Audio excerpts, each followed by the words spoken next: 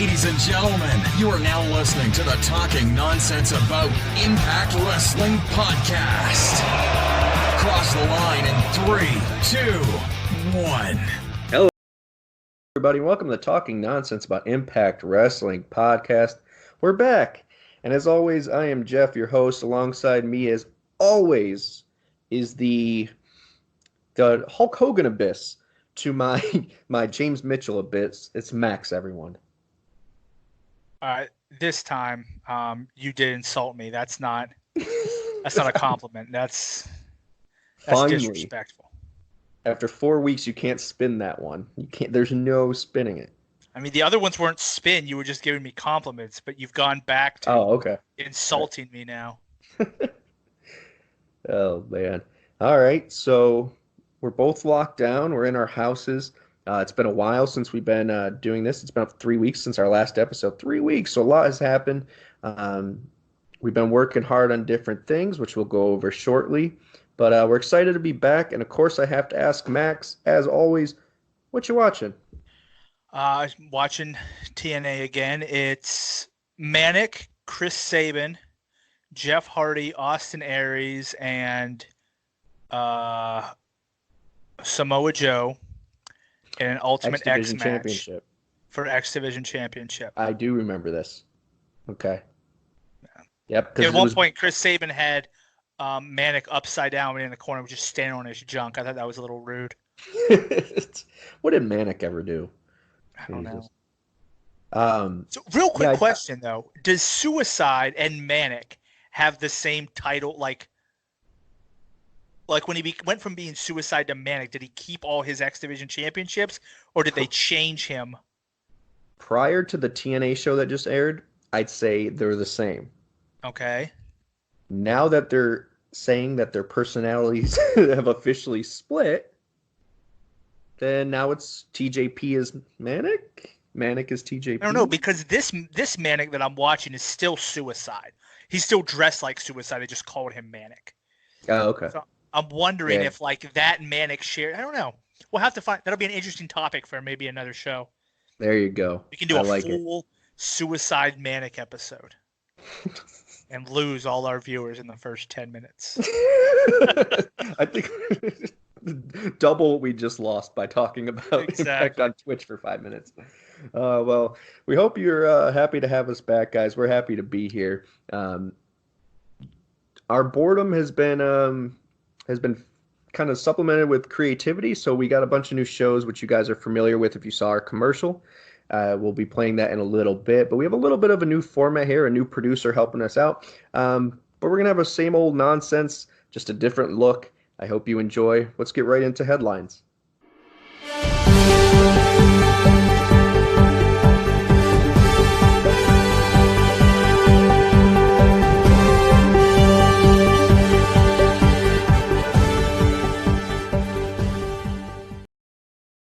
All right, so what's different here with the headlines compared to our hot topics that we used to do? These are 5 topics just like that, but they're not going to be timed. Fair game, we talk about them until we're done talking about them, we move on to the next one.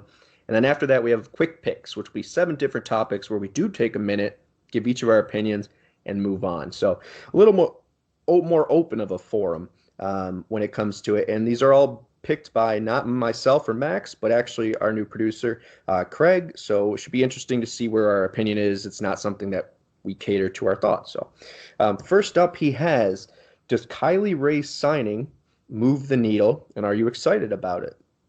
I'll start if that's okay, and then I'll pass it on. One, the answer, does it excite me? Yeah, it excites me. She signed a few weeks ago, allegedly, and it makes sense. Because of the taping schedule. I think after she left AEW, there was a lot of interest around with other companies. I like her as a wrestler. I think she's really good. I think her gimmick is something interesting and different to the something different brought to the Knockouts division. Does it move the needle?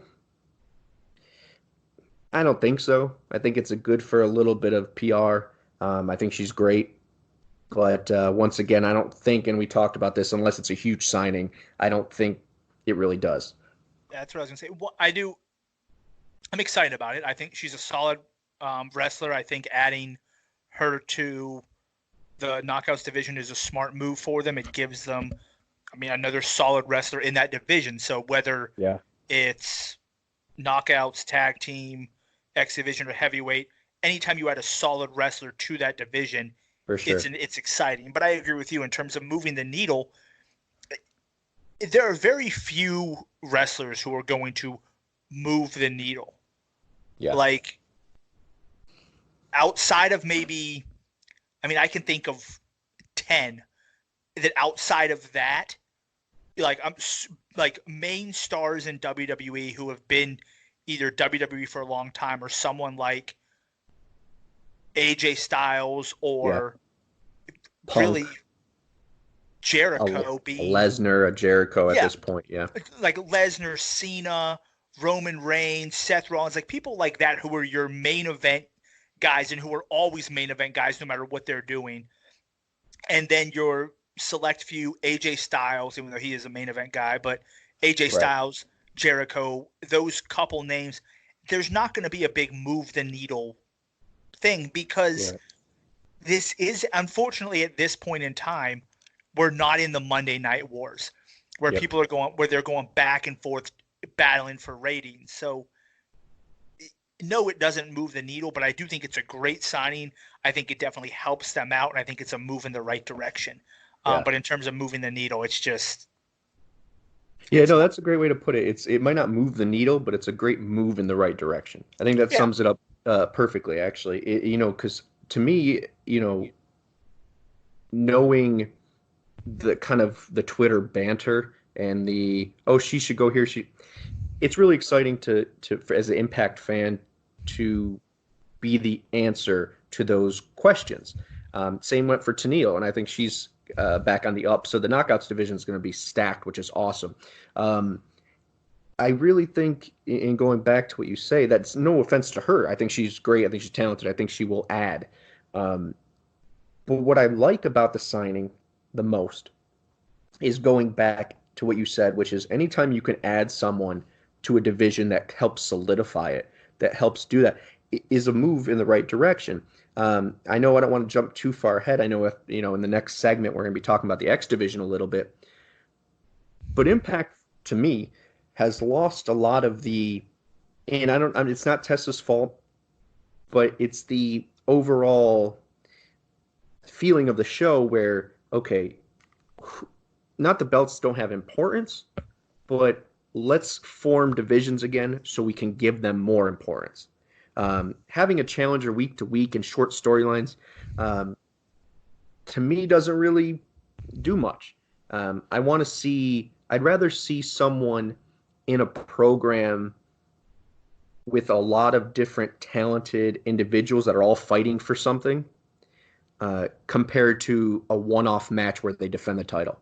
And I think this gives us more options to do so.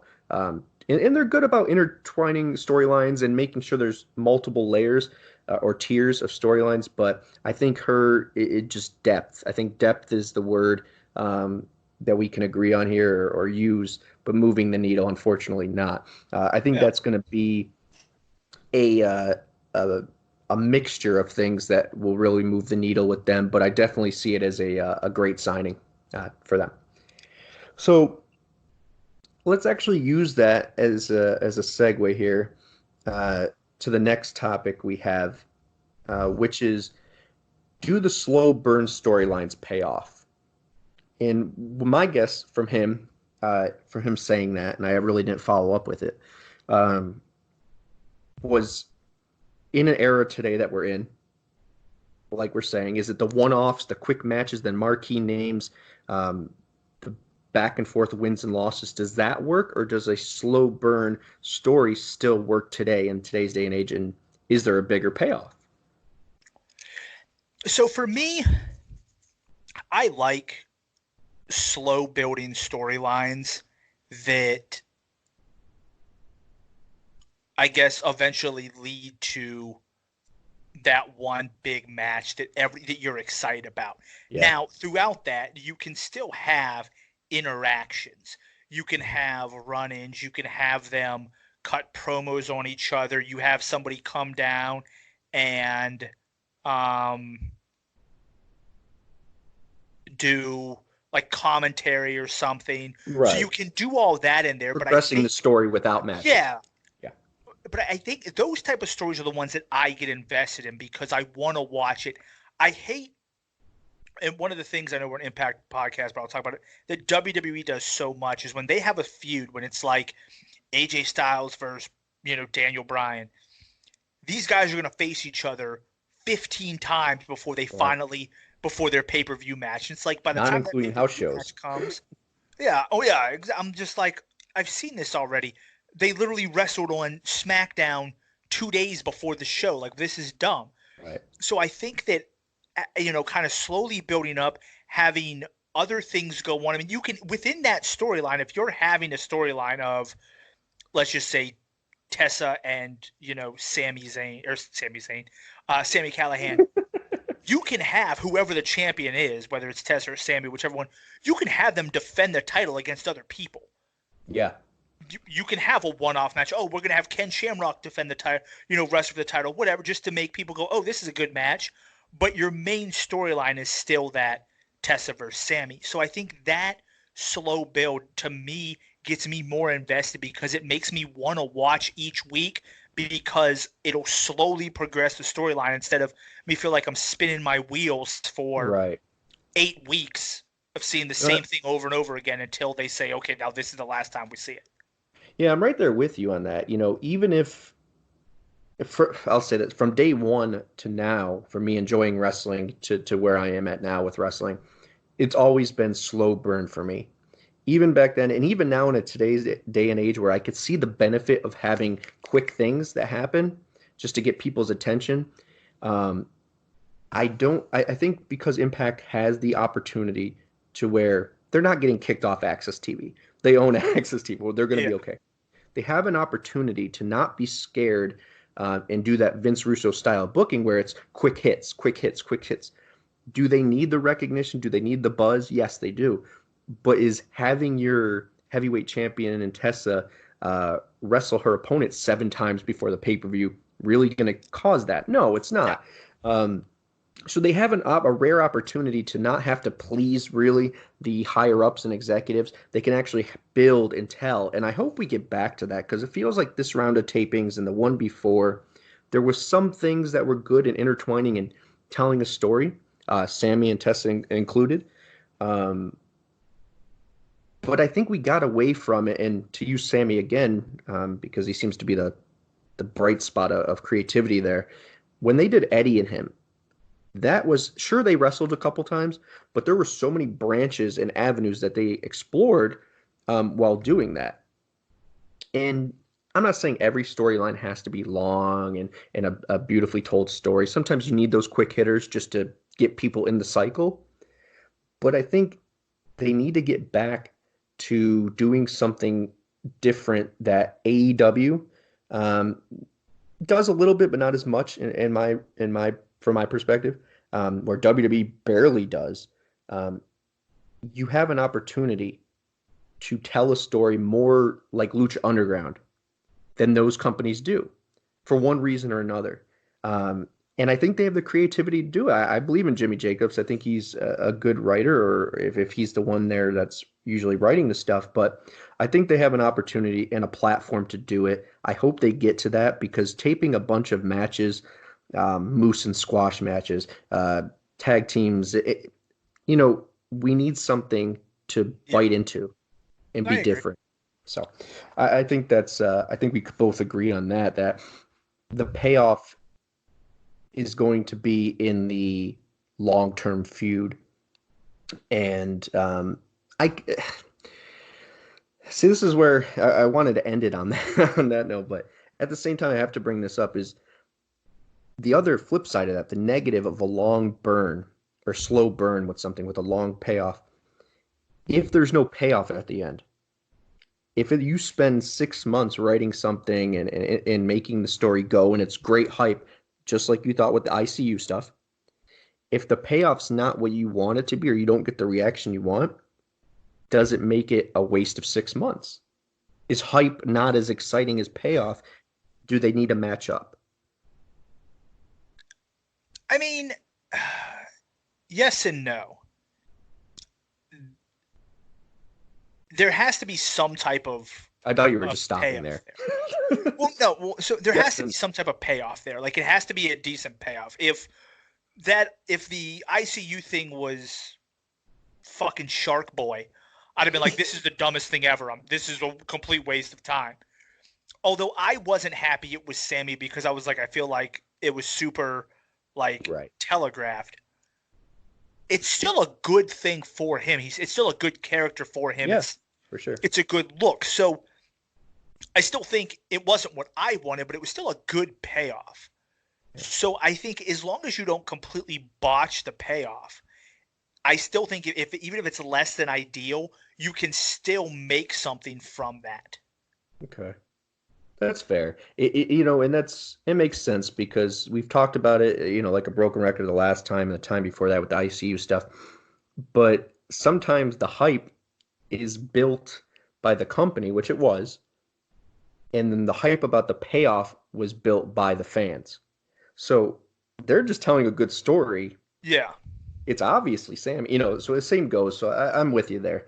But let's keep moving. I like how he wrote these actually because they kind of segue into each other. To interrupt you, obviously I don't have the sound on my TNA on Twitch, but they just had a whole our whole hot topic. They were doing some type of AJ storyline because it was just AJ Styles and vignettes and his evil when he went from Evil Ways to Get Ready to Fly. It's on now, so they're doing something about AJ.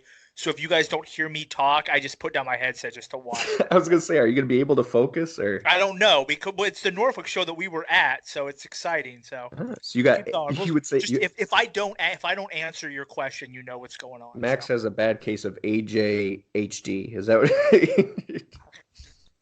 I don't know. That's Mr. Anderson just died. All right, move on. What I was saying was when you put these together, I can kind of see a flow to them. So next question kind of flows into that.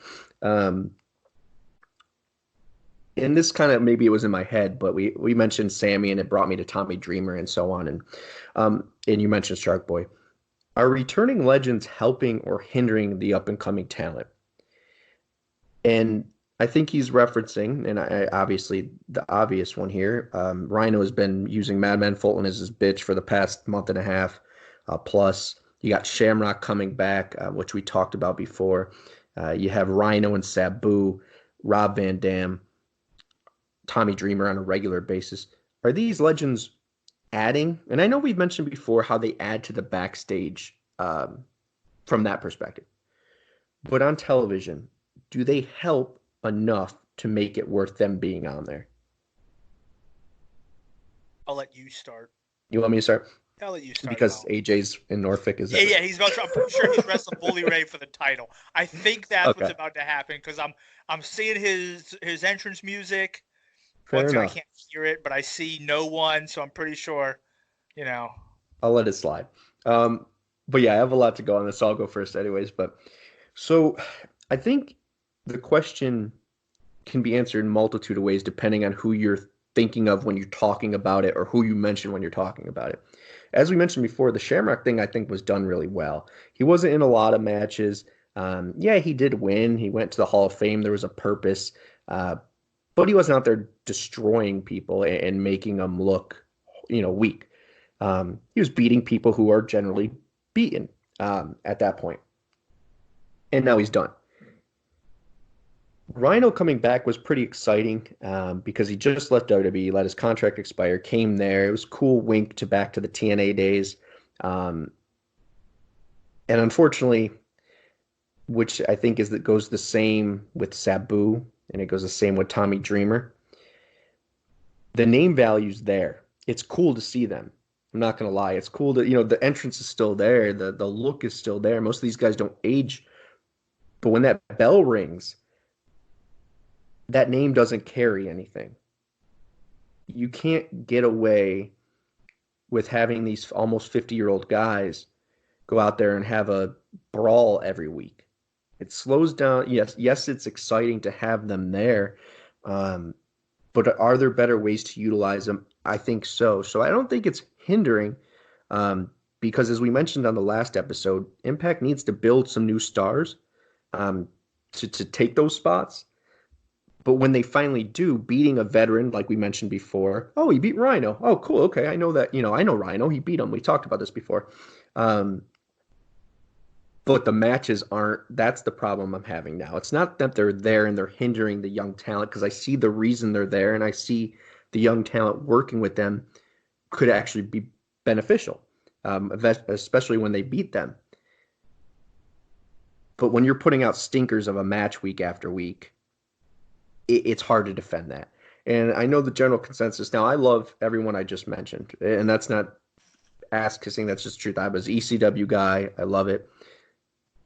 But the general consensus online with Twitter is Tommy Dreamer needs to stop being on television. Now, I won't go that far, because I like the idea of him doing, like, he was integrated into that the Eddie and Sammy feud. Like, there's veterans could be, intertwined with that, and I think they're good little pieces to have in there, or coaches, or whatever you want to do backstage, on TV as well. But I think the problem we're having is the guys that they're hiring now. The exception, let me cut to that really quick before I forget it. RVD is, and you would never hear me saying this 2 years ago, but having RVD on Impact Television, with a new fresh gimmick, a cool attitude, it works. His wrestling isn't hindered enough or taken a hit enough to make me change that opinion yet. I don't know. So here's what I'll say. I think RVD's 49. I didn't realize he was that old. Yeah. If they're coming, they have to come back for a purpose. If you're having them win a couple matches so you can eventually have them lose to a guy you plan on pushing, I'm fine with that. Mm-hmm. If you're bringing them back just simply to job them out to your new superstars, just so that, like you said, this guy beat Rhino, this guy beat Tommy Dreamer, this guy beat whoever, I think that's fine. If you're like with RVD, if you're giving them a new gimmick, or you're sticking with them with somebody to kind of prop that person, I think that's fine. If you're going the WWE route where this part-timer comes back and destroys your tag team champions by himself just because it's the fourth Monday of August and you're like, yeah, whatever, we got nothing better to do, that's when you have an issue. Right. When you start bringing back these people and you just let them go over your current people, you basically tell people, or your fans, the guys we have now aren't that good. Yeah. The guys we used to have are better. Even at 49. Yeah, even at 49. Unfortunately, they're 49 years old, so we can't, they can't wrestle every day. So we got to show you these bums that just lost to them until the next time we can bring them back out. Right. Here. But now that's the question. Real quick, sorry to interrupt. If you do something like that, then it's a mistake, and it is. It's hurting your product. Right. But if you're using them in a smart way, if you're using them to build up other guys, the entrance is still there, so you're still excited. They still get the cheers. Who cares if they lose to, whatever guy you're looking to push next? That's fine. So I think if they're used that way, I think it's a great idea to bring them in and keep having them on the show. But if you're having them go over your established stars, then you're basically just telling people that who we have isn't that good. Yeah, no, that's a great way of looking at it. And I'll get back to a question I had for you in just a second. But when it comes to how they use them, I think besides for Rhino beating Madman Fulton and OVE all the time, they're pretty good at not squashing the young talent with them. They're pretty good about that. So I'll give them that. But the question I have is what I was mentioning. Okay, so you have the entrance, you have them the face when you talk to networks or merch or whatever it may be, or sell tickets. But that match, does that match lose the hype when that bell rings? Does that ruin it for you when you're like, oh yeah, cool, and then they step in the ring and they're, you know, I mean, a blown up at little. five I seconds mean, in? it kind of depends on how the match is done. Like, they're not going to put on a super technical match, Right. so you kind of have to. If it's a squash match where you bring in Moose and he blows through Tommy Dreamer in a minute and a half, okay, I'm fine Like with they did that with Kid because you never Cash. get to that point. But if you're going out there and expecting them to be like, oh, this is gonna be a really technical match, and then 2.5 minutes in, you're like, this dude he was gassed coming down the ramp after his entrance. Like, Right. if it's Well, something that's like what that, then yeah, it's like that's a bad way to do it. But I think it's all about how you maybe put him in a tag match with a younger guy so that they that's what can. I was gonna say was Yeah, so you do things to hide them. You do smart things. You can have them come out and cut a promo and then just get beaten down. Like, yeah. there's been Yep. some things, as much as, once again, we're an Impact podcast, but I can't remember which WrestleMania it was. Like, The Rock came out with a flamethrower. He didn't Yeah. wrestle anybody. He just lit something on fire with a flamethrower, cut a promo, and then left. That's fine. Doesn't have to, like, you can do things like that where you have somebody come out, cut a promo, and get beaten up, or Wait, just. isn't that the year that he beat Eric Rowan in 5 seconds though? Or is that different? I think that was different. That might have been the Okay. same year. Well, I get your point though. I get your point. But that's what I'm But saying. Like, you can you do know, I you agree can with do you there. stuff. I think Impact did it more so back in the day better, where it'd be 6-man tags and you have two young guys in a vet or whatever, two vets and a young guy against a bunch of young guys, just to give that young guy the rub. So I think we could come to the agreement here that it's how you utilize them in The Ken one-on-one Shamrock matches. thing with Yeah, his entrance was perfect. He came out, he right, gave a little talk. Sammy beat him up. You're like, oh well, it's Ken Shamrock. That's cool, but you there never had to be a point where, oh, Ken Shamrock can't go anymore because Sammy just beat him up. And now right. Sammy gets that rub from beating him up, and then he can just take that. That was a perfect way to do it with older people. So, I agree. I agree. All right, so before we spend by the way, it's Bully yeah. Ray, AJ Styles, Bound for Glory for the TNA Championship. That's what's on right now. That's what this Is whole thing that is building. no, that's not Aces last and man Eights, standing. Bully Ray Ace and Eights. Okay. versus Evil Ways / Get Ready to Fly, AJ Styles. Thanks, Max, for the update. Always coming in clutch. All right, so we got two more. It has to through. be during February because AJ Styles wearing breast cancer awareness gear. Once again, AJ Styles is someone who routinely changes his gear, No. unlike Gail Kim, who never Oh my changed her god! gear Stop. in like the 8 matches I saw her one night.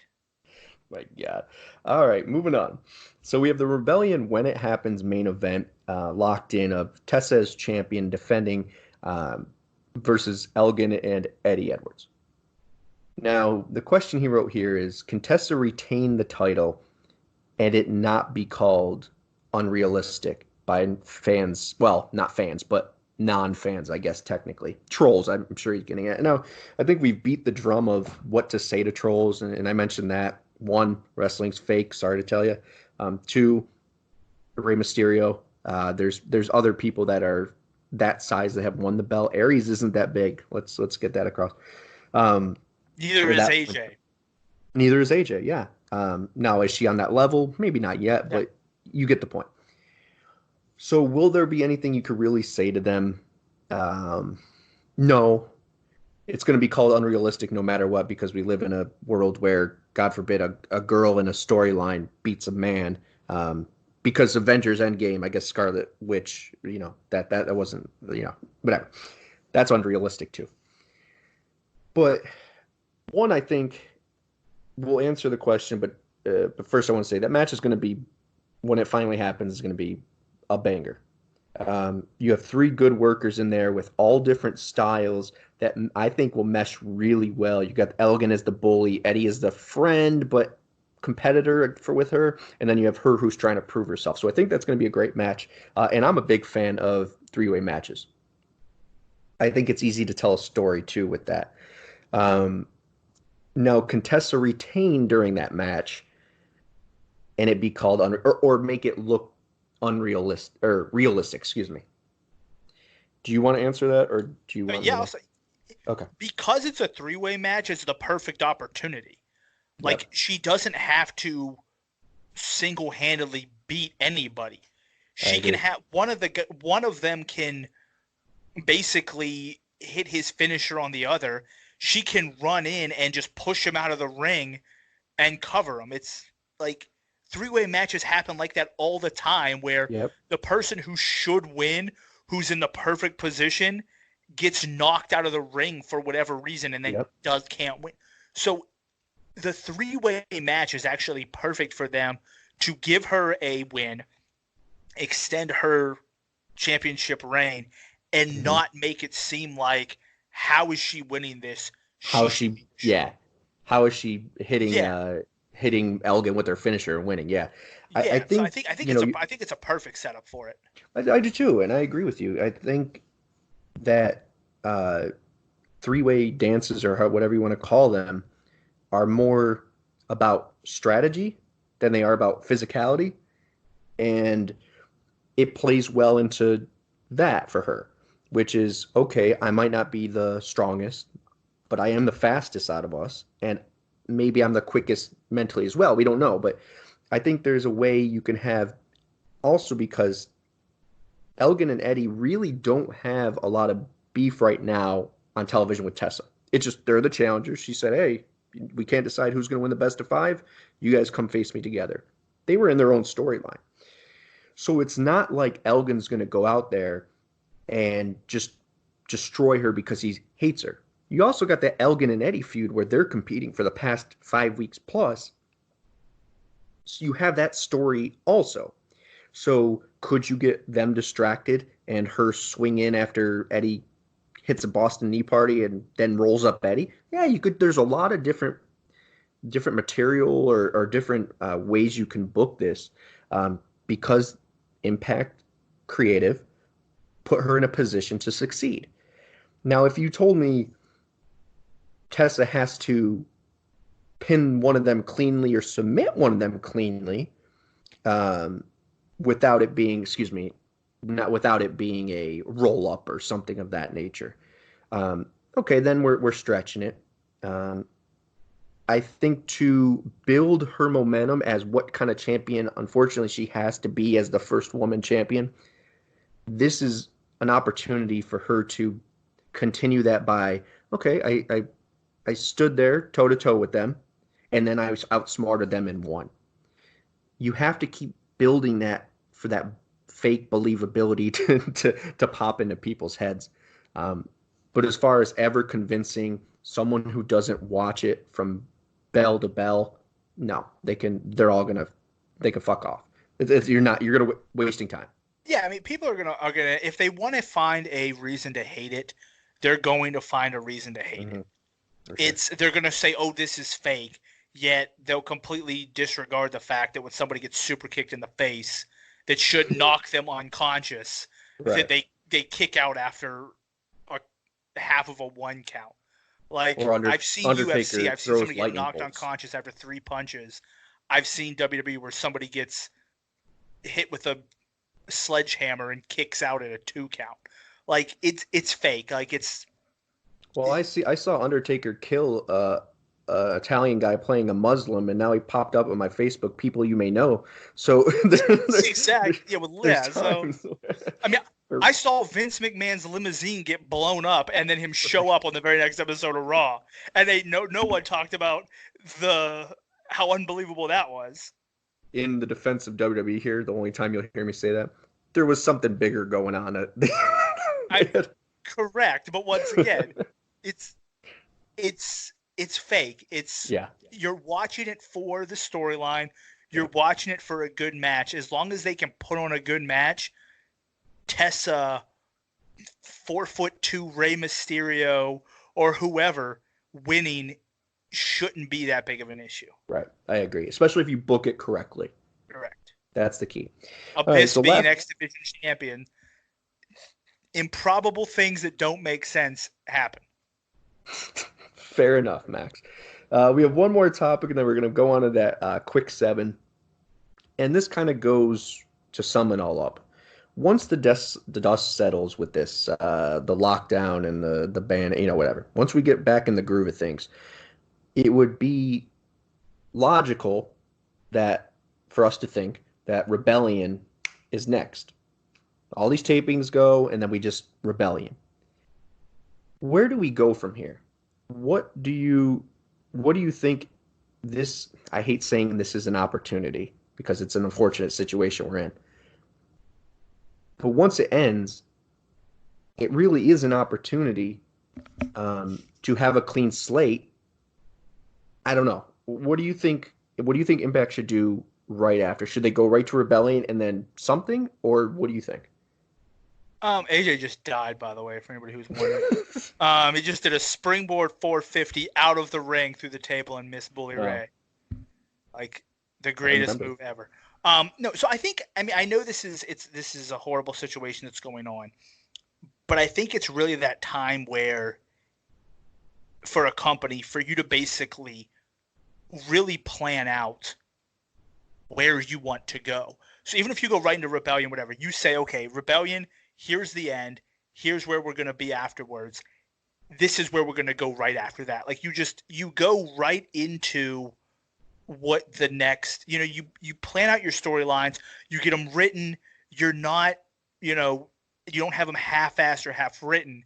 It's a chance for you to really plan out exactly what you want to do and where you want to go. So I think if an Impact is smart, that's what they're going to do. They're going to use this as a time to fully plan out the storylines and make sure that they have smart conclusions to where they can have that slow burn. But because they have them written out, they know there's an ending point instead of them just each week trying to figure out what's next. No, it's great. That's greatly said. Because I think Impact TNA history, there's that ongoing joke of, another TNA reboot or an Impact reboot, just like how WCW was. Another reboot. I'm Canadian now. Reboot. But without saying, or self-inflicted, without a self-inflicted break or reboot, you have an opportunity to go right in Rebellion, have a banger of a pay-per-view, and then the next taping, forget about it. Not the show, but even if you are the most avid fan of Impact, the most avid fan of WWE, the most avid fan of insert other show, that Bachelor, who gives a shit, that's taking a pause right now, you really need to be refreshed on what happened prior to know where you're going. Correct. So use this. I think it'd behoove Impact to take this as an opportunity to say, no, screw that. I'm not going to try to make you remember what we were doing. This is a clean slate to, push us to the next whatever we're doing. And like you said, use this opportunity to create that world again of interchanging storylines and a complete vision that you have. Now, over time, of course, you have a Rich Swann injury or something that you have to change on the, right on the fly. But this gives you an opportunity to have A, B, and C written. Options change or her injuries happen. You can, have exit plans there. You can finally figure out who kidnapped Joe. And you can make the story. There you go. I mean, you ain't got nothing better to do. Might as well figure out who kidnapped him. Right. Someone should solve that mystery. But April 20th, 8 o'clock. Impact Unknown. 7 o'clock, excuse me. But no, you're right. And you could do whatever the hell you want to. Be as creative as you want to be, because now you could take all this time to film whatever you need to film prior or pre-plan what you need to do and do it.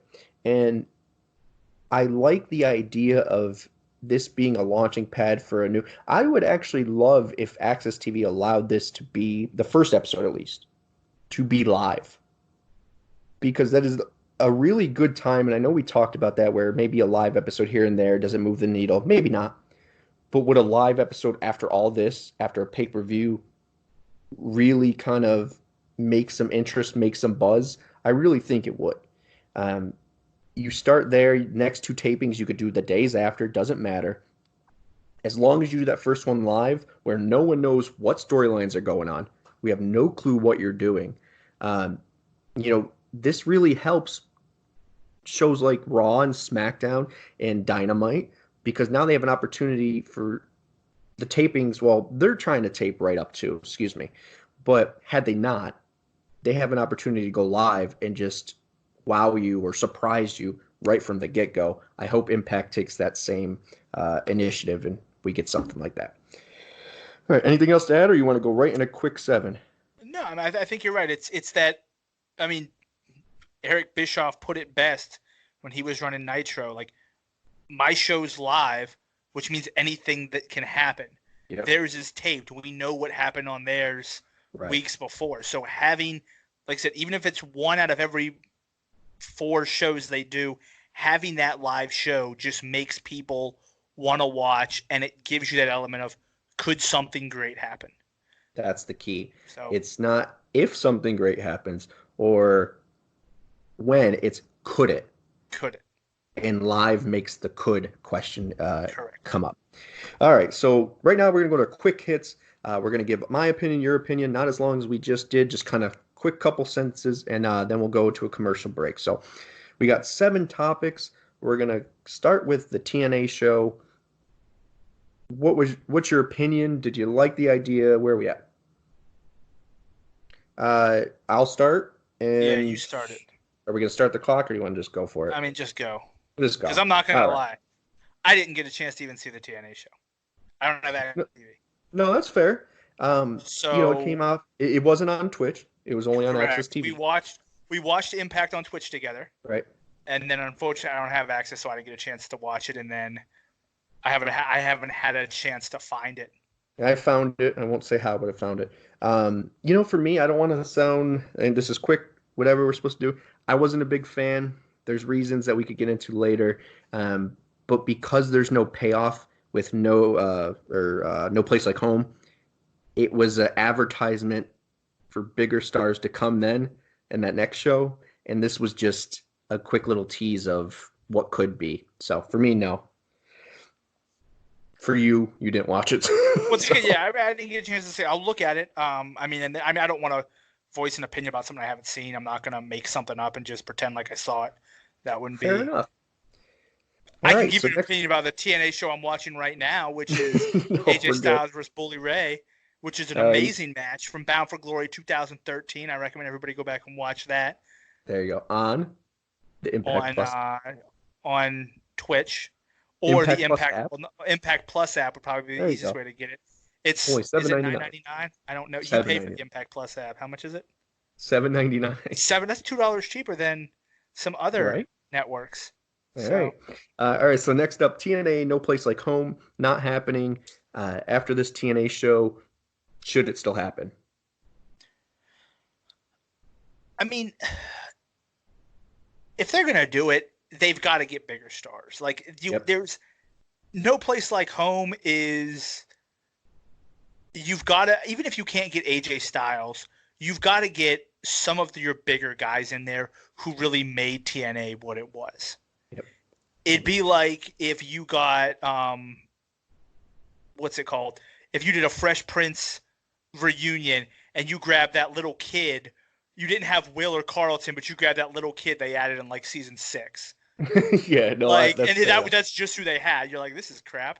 No, that's a great analogy. I believe, I agree with the same thing. After watching that TNA show, granted the No Place Like Home advertised Amazing Red, Shark Boy, who else are we missing here? Amazing Red, Petey Williams. Those people weren't on this show, so I think it would be better. But I'm with you there. After watching this one, Chase Stevens isn't going to cut it for me. But it was cool to see Kid Cash and the Manic and Suicide thing. Next up is actually Suicide returning on actual Impact, not the TNA show.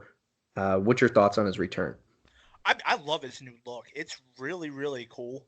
I've always liked the Suicide character. I think it's something that you can, because you don't necessarily have to have the same person in there. Right. Every single time. I think it's a great character to have, and I love his new look. AJ just won, by the way. so this I'll go was ahead and actually pass it on to you. I'm happy with it. I think it's a good person to have back. The next 2 topics were actually Suicide's new look and Suicide's return, so we'll mush them together here. His return, I'm happy. I don't read spoilers, so I was pleasantly surprised. His new look is awesome. It was nice to have a little change there. I'm actually the opposite. I hope it's the same person that will play Suicide, or at least not have this split personality with Manic and that. We just have someone who will eventually be masked, and that's the storyline. We need something like that. More of that ICU, who is it kind of thing, but an unmasking would be cool with Suicide. But I'm happy he's back. Um, let's see what we got here. We got tag teams stepping up. North has been champion for a record amount of time for one reason or another. Who's the next step up? Who do you want to see step up, and who could you see taking the belts from them? I'll start. For me, it's answer 1 to answer 100 is the Rascals, are the Rascals. I think they are finding themselves. They have their gimmick. I think they need to put a few pieces more together. Their ring, the entrance, and the presentation of it. But they're too good of a young team to not have some bangers, Motor City Machine Guns versus Beer Money style. That was actually my answer, was the Rascals. I really like them. I think it's time to give them the titles and see what they can do. See, can they take that next step? I think they're the people who they're the team that I would say I want to see become the next champions, because I agree. I agree with you. I think part of what makes good tag teams is also who do they have to go against, and having those matches. I would be okay with, multiple sets of those, I think, over an extended period of time. Well, I think it goes back to what we were originally talking about, building a foundation or putting these pieces, these cog pieces in there, like they are with the women's division or knockouts division. We'll talk about the X division, but the tag teams, let's start establishing, and they've done a good job with the Deaners and them and Desi Hit Squad of building them up, but it's time to where we now elevate that team to the North level. And how do you do that? If it's a best of 5 or whatever you have to do, you need to start developing these teams and making known they're a force to be reckoned with. So I agree with you there too. All right, next up, it's kind of back to back, and this is how we'll end it.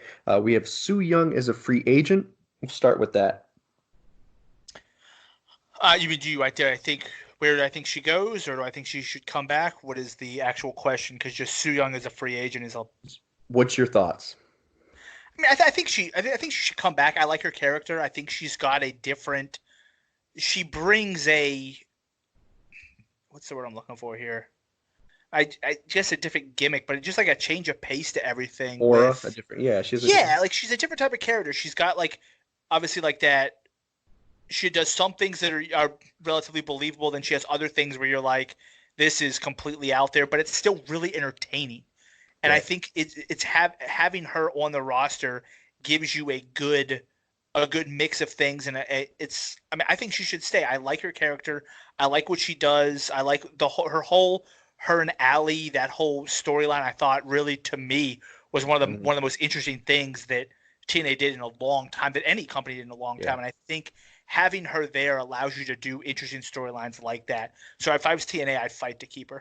Yeah, I agree with you there. And this kind of goes into the Undead realm. We'll go into that too, because they're in a position here where they can clearly continue to develop.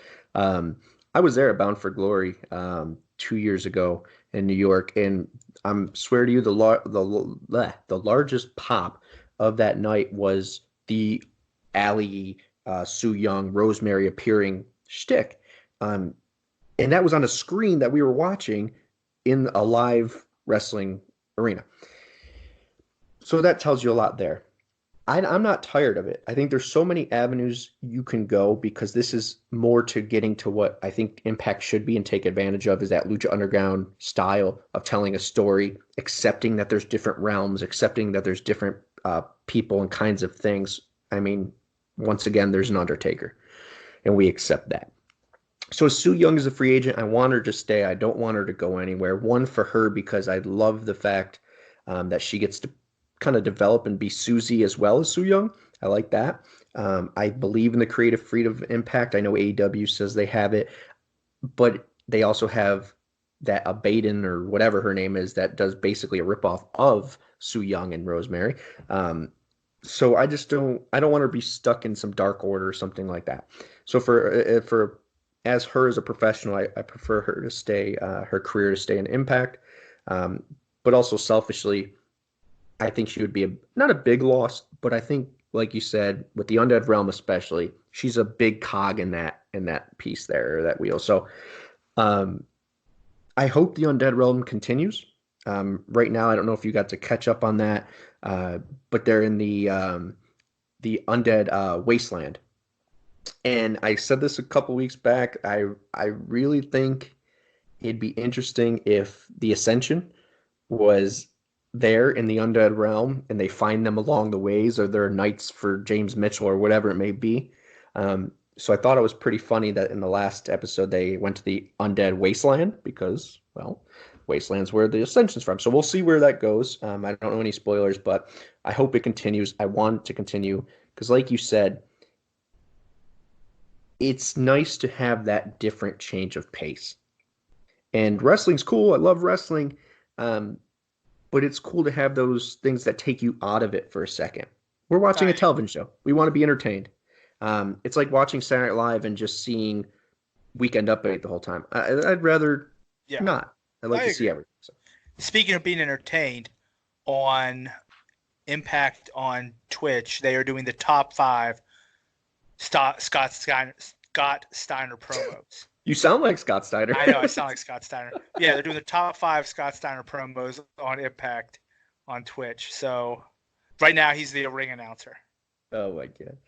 All right. I'm actually going to watch that too. So we're going to go to a commercial break. Right back after that, we're going to go to the X Division tournament. Wrap that up, or part of it at least. We're down to the top 10. Now down to the top 5. We'll reveal who won right after the break. Does the lockdown have you in a bit of a funk? Are you tired of binge watching Law & Order all day? Regardless, the TNAIW channel has you covered. With our all-new April lineup, you'll be smiling quicker than you can say Mariska Hargitay. The Talking Nonsense About Impact Wrestling podcast returns Sunday, April 5th at 5 p.m. Eastern, with another new episode on April 19th. Jeff and Max co-host with an all-new format and the same old nonsense. Then, starting April 7th, the Impact Wrestling Power Rankings get a dope new makeover. You vote on Wednesdays, and we post every Tuesday at 7 p.m. right before Impact on Access TV. What is the detective search case? Can you help him solve it? Find out on April 20th as part 1 of the Impact Unknown miniseries lights up your screen.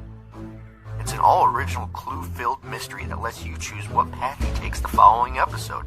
Say what? And last but not least, April 26th at 6 p.m. Eastern, the Hard 10 game show premieres. Do you have what it takes to win? Sign up to be a contestant or simply play along as we try to conquer the Hard 10 with special announcer guest ODB.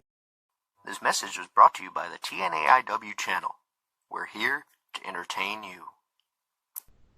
All right, and we're back. And if you were wondering what the Scott Steiner promo that was just on that we were watching, if you get a chance to go look for it, and if you're newer to the Impact fandom, one of our favorite skits back in the day, or storyline, excuse me, was with Scott Steiner. At this point in time, we weren't really a fan of Bobby Lashley. I remember that. But Scott Steiner decided that Bobby Lashley's wife at the time was something he couldn't resist. So he went to her hotel room.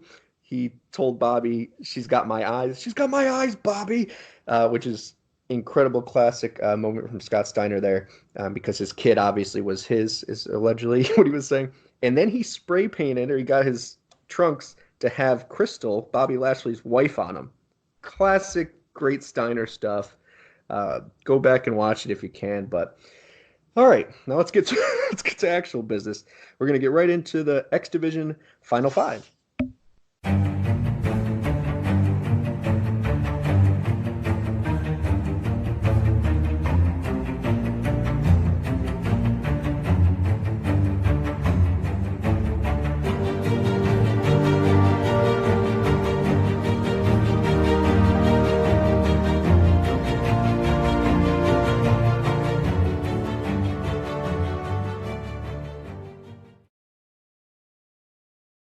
All right, so we had 10 wrestlers remaining last time we talked. We had top 10. We bolted through all of those, and we have one finalist from each division.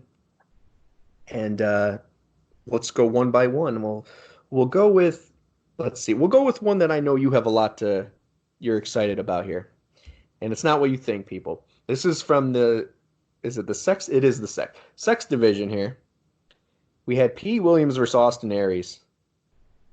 The winner, Petey Williams. I chose Petey Williams. I like Petey Williams. Not only do I love the Canadian Destroyer, it's my it's my second favorite finisher outside of a 450 splash. Hold up. Okay. I mean, it's an amazing. It's a great move. It's a great move. It's used by everyone. He is the originator that we. Unfortunately, similar to the super kick, I don't like to talk about the 7,000 people that are using the right. A 55 to 45%. Speaking of Petey Williams, the #1 Scott Steiner promo, for anybody who was wondering, is in fact Steiner Math. Math. With Petey Williams. But yeah, I love Petey Williams. I really liked Petey Williams. I was watching some old stuff with him. I like him when he was Team Canada, Petey Williams. I really enjoyed I love him as a wrestler, than even more so than I did when he was, with Scott Steiner now. So I'm happy he beat Austin Aries. I voted for him. Was Austin Aries probably a better statistically better? Statistically, yes. But upsets happen, and I like Petey Williams. I'm happy he won. I'm okay with him winning. It's not a huge upset to me. 55 to 45 was close, anyways. I think the part that now let's not discredit Petey here. What I'm about to say, Petey Williams' Team Canada version, and a little bit after that was golden. Everything he did was good. He had a Canadian Destroyer, so even if he had a bad match, he could always tease you with that. He was wrestling AJ. He was defending against some big names. But Aries, to me, the only reason I voted for him was option C. I know he didn't create it, but his character at the time was the one that created option C. And I think that was a big legacy-wise when it came to the X division. All right. Let's go number 2 to a match that I was surprised made the top 10 was Samoa Joe versus Brian Cage. Now, I don't think it takes a rocket scientist to guess who won here, Max. Brian Cage. Yeah. But percentage-wise, 65 to 35. So there was some love for Brian Cage there, probably from newer fans. But if Samoa Joe isn't in the finals here, we have a problem. Yeah, I mean, the stuff that Brian Cage can pull off being the size he is incredibly impressive. Yeah. So I think that when you're looking at someone and you're like, oh, I really enjoy watching him wrestle, I think that's probably why he pulls some of the people he did, because he does stuff that you're just like, somebody that size shouldn't be able to do. But I mean, Samoa Joe is the better X Division champion, and should have won that. And should have won. There we go. I like that. You're admitting the truth, Max, not instigating and breaking my balls. Next up was actually a hard one for me because I had to vote for someone that I would have preferred to vote for the other person, but it was Chris Sabin versus Amazing Red. Chris Sabin with the win here, 64 to 36. So pretty close to the Joe Cage numbers, which is kind of shocking, but it's the right call. Yeah, I mean, you're a bigger Amazing Red fan than I am. Right. But yeah, I Chris Sabin had to be the winner of that one. It just made the most sense. So we have Sabin, Joe, and Petey all making the final 5, which we'll discuss how a 5-man tournament finale works, and I'll do that in a second. But let's get to the next 2. We have Daniels, who I saved. Thank you very much. Versus Kazarian. And do you have a guess on who won this one? I'll say Daniels probably won it. I hope Daniels won it. I like Christopher Daniels. The Fallen Angel gimmick when he did that. Yeah. I really, really enjoyed that. So I'm hoping that he won it. But Kazarian I feel like Kazarian's best times is when he's tagged with Daniels. That's fair. That's when he finally felt complete. Like he created Yeah. And the voting shows that. Daniel's 69 to Kaz's 31. So our biggest gap yet with Daniels and Kaz. So right now we're looking at Daniels, PD, Joe, and Saban. Like you said, I think Daniels as an individual sticks out more.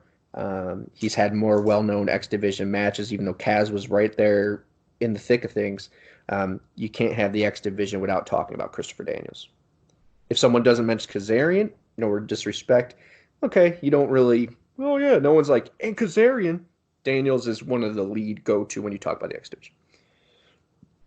All right, so next match and last match to find who goes into the final 5. Do you think it was the difference between the votes here? Now, the match, let me remind you people, is the finals of the Don West Best. Now, this is an insanely difficult match. AJ Styles versus Low Ki should not be even matched up, but they are. Do you think the gap is bigger than the 38% gap between Kaz and Daniels? Yes. You do. I'm going to go with like 83% for AJ Styles. Now, Max is an AJ stan, self-admittedly. Oh, yeah. Yeah. But it's 2... Excuse me. Future X Division tournament champion winner AJ Styles. Excuse me. Well, we don't even know if he won that. Well, AJ did win. He is in the final 5. This is Low Ki he fought here. 86-14. See, I said I was close. And Max doesn't have the information, so if you're wondering if Max is just fake guessing, so he sounds no, Max does not know. 86-14. I mean, Rockstar Spud got more against AJ Styles than Low Ki. I mean, Rockstar also got his teeth kicked out, so I'm pretty sure there's some sympathy votes for that. Fair enough. So we're looking at a final 5. A respectful final 5 of AJ, Saban, Joe, Petey, and Daniels. Now, how this is going to work, guys, is we're going to put up, we're finally there, we're finally at the finals. Before next episode, we're going to put up a 4-way match. Saban, Joe, Petey, and Daniels. AJ gets a bye to the finals because he had the biggest gap there, as we just mentioned. So congratulations, AJ. Whoever takes the pinfall, and by that I mean who gets the least amount of votes between Saban, Joe, Petey, and Daniels, is eliminated. The finals will be a final 4 of AJ and then the 3 others that remain. That's how we're going to do it, guys. So, let's go to Saban, Joe, Petey, Daniels. Petey surprised us here. Does he surprise us there as well? I like Petey Williams, but I don't think so. I mean, that's even though I had to save Daniels? What? Even though I had to save Daniels? Yeah, I mean, I think timing. I think it was. I mean, we as a podcast are growing. Correct. And I'm pretty sure the Daniels thing happened relatively early on in our podcast. True. Fair enough. So we have more people listening now, more people voting now. And thank you for doing so, guys. We appreciate it. So now, here's the thing, though. Obviously, everybody's only going to vote for one person of that group. Who do you think the best is? That's going to be rough. I really feel like we should find a way to let people rank them 1 through 4. And then whoever has the lowest. Can we adjust our poll that way? Oh, no, unfortunately we can't.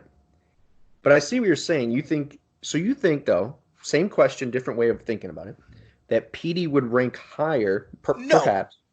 I think Petey would still be 4th either way. But what I'm afraid of, here's what I'm afraid of. If you're just picking your favorite, Joe, Saban, Daniels, and Petey. Let's say for me personally, I think the best person is Petey. But I think the second best is Daniels. Doesn't matter. Okay. I'm voting for Petey. If 95% of the people say that, Samoa Joe's the best, Saban's the second, for Daniels is the third, Petey's the 4th, but you get 10% of the people who say, I think Petey's the best.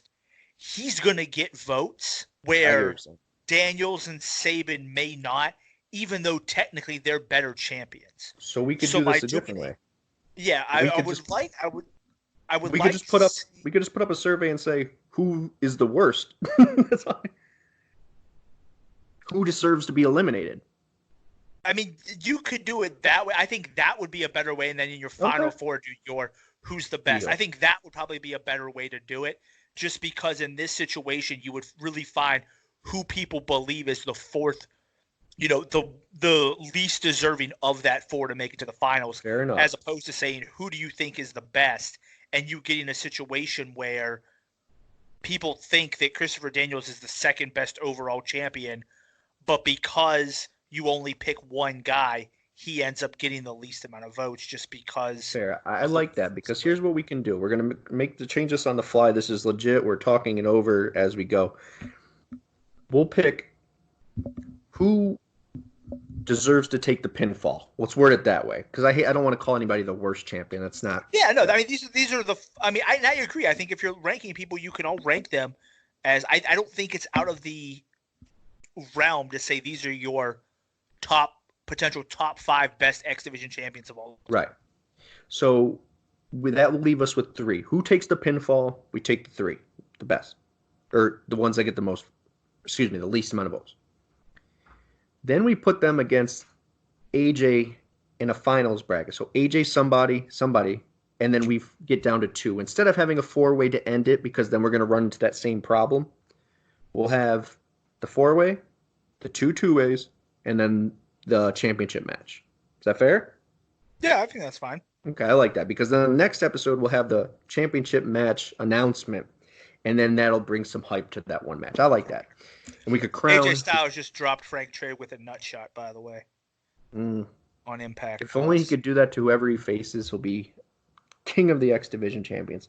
All right, guys, so real quick, so we're going to get through this tournament. Thank you for continuing to vote, continuing to help us grow.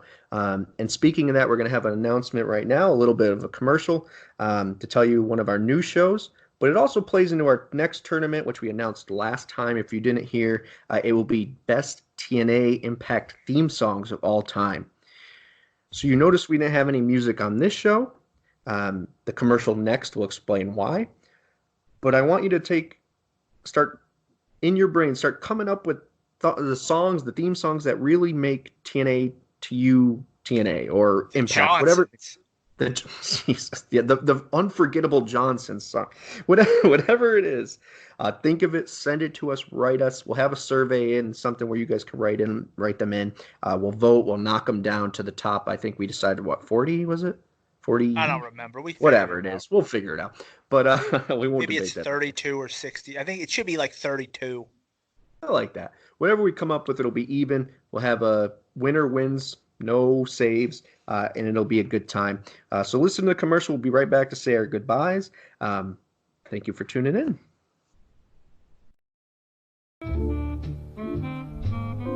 Hey all you cool cats and kittens, this is Kristen, the star of Light TNA Jams, telling you to tune in Friday, April 10th at 8 p.m. for the premiere of our first episode. Join us as we take a narrated walk down memory lane, listening to theme songs of the past and present, featured on all of the same platforms as this podcast. See you then! Star my ass. Are you saying her ass is the star of the show? No, I'm saying that she calls herself the star of the show. Anyways, I'll let her have it. We all know I'm the star of the. Oh, I'm not doing that show. Oh, yeah, no, that's fine.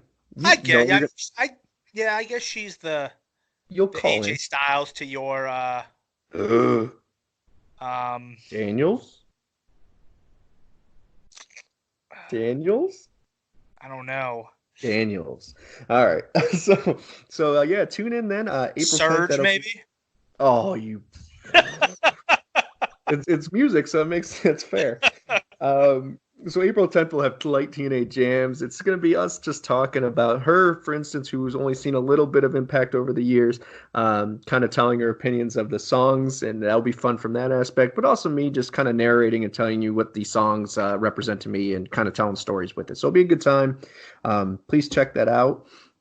Check out all the other shows that we already had on the other commercial. Impact Unknown on April 20th. so much more coming along. Thank you guys for sticking with us. Next episode 11. I guess this is episode 10. We made it to number 10. We are the perfection, or what is his gimmick? I don't know. Perfect 10? Yeah, but I don't know the guy's actual name. Yeah, whatever. Not Emma. It's Peyton Royce's husband. Yeah, Sean Spears. So, I don't know I can't think of his name. Yeah, you're right. I know you never can. But so it'll be let's see. We have that going on. So next episode 11. So let's do a recap. Next episode 11, we will have the final 2 of the X Division tournament. We're going to give you a little more insight on the music one. Hopefully you guys have write us in some ideas before that. And we will have the game that we ran out of time for. So instead of stalling, we'll end this rather quick. Cross the pond, a new segment that's going to come up here and there from Craig, our producer, Mr. Impact Blog, and it'll be a fun game of Guess Who. So we'll do that episode 11, guys. Look forward to that. Thank you for tuning in. Write us as always, and we hope to see you again. Later, guys. Hey.